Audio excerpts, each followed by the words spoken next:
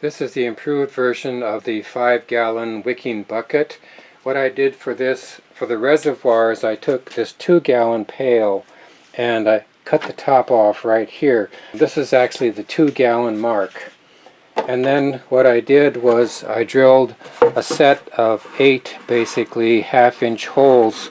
These are left over from another project, but drilled these holes around here. And then the most important thing is on the top.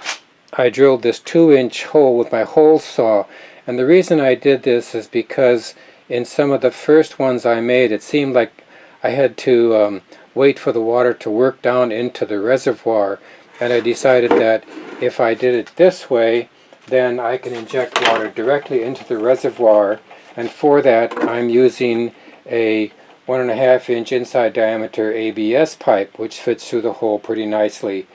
And this will give me direct access into it. On this particular thing, the long dimension from here to here is about 15.5 inches, so 15 or 16 inches would be a good value for that. One thing I want to mention is that when I install this tube, the open side is going to be towards the inside. When I put it in the previous clip, I showed it on the outside. That's not what I want. I want it to be open to the inside of the chamber. Also, based on my previous work with Kratky and deep water hydroponics, I think that the roots from the tomato plants or whatever is in here will grow down into these holes, and I think that's just fine. But there will also be a wall of roots down around the side of this, basically drawing water out as fast as the plant needs it. So it looks like this will take about 3 gallons of potting soil. It's not a whole bag.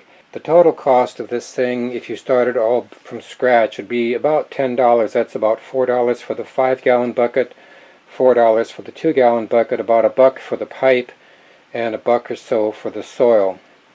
So considering that this could be used for an industrial installation, I think that's pretty nifty. I'm looking forward to seeing what this does, and of course I will share the results with you. Tomatoes that I plan to plant in this will be both indeterminate and determinate. The indeterminates will probably be early girls, something like that.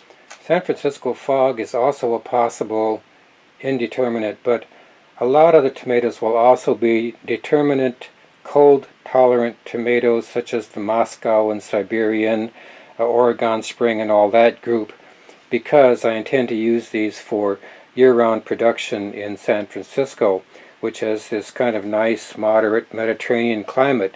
Rarely gets too hot, rarely gets too cold, and pretty good for growing a lot of things all year round.